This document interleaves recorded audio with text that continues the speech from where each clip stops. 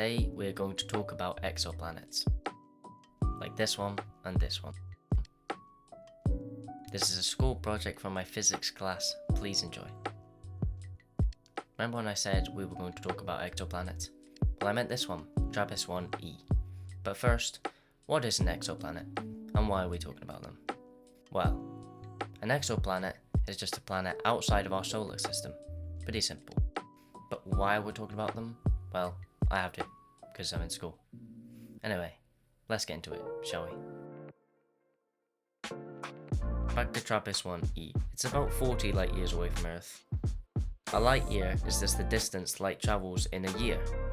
We use them because if we use miles or kilometers, the numbers would be too big and it would just be impractical. Its planet type is terrestrial. It was discovered in 2017. Its mass is almost 0.7 of Earth's. Its planet radius is 0.92 of Earth, so it's very, very close. Its orbital period is 6.1 days, and its detection method was transit. I don't know what the other things mean, so I'll let you read them. Anyway, now that I've told you about TRAPPIST-1e, let's move on to the main point of this school project. The mission, hypothetically of course.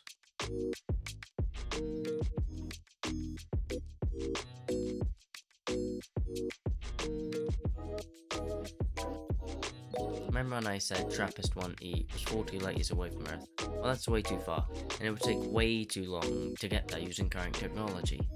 That's why we're using the Millennium Falcon's hyperdrive, and we're combining that with the rocket to go very, very fast. TRAPPIST-1e is one of the most potentially habitable exoplanets out there. It is in its system's habitable zone, which means water can exist on its surface.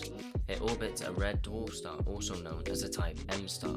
A study that came out in August of 2023 suggests that there's a good chance that at least some of the planets in the TRAPPIST-1 system do indeed have water. The star in the TRAPPIST-1 system, aka the red dwarf star, is a lot smaller than our sun. It doesn't produce a lot of heat either. A red dwarf star's lifespan is about 10 trillion years. TRAPPIST-1e is so close to the star, yet still in its habitable zone, again due to the star's low heat. There are 3 exoplanets in the TRAPPIST-1 system that are in its habitable zone, TRAPPIST-1e, F, and G.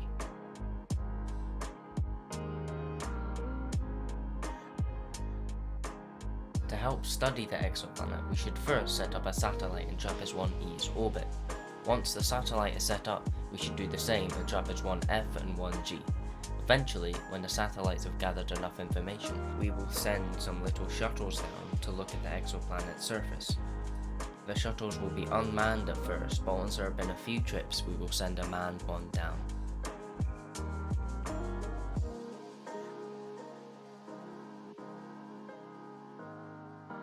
Once enough research and small missions have been done, colonizing the exoplanet is the next step, not just for this mission, but maybe for humanity.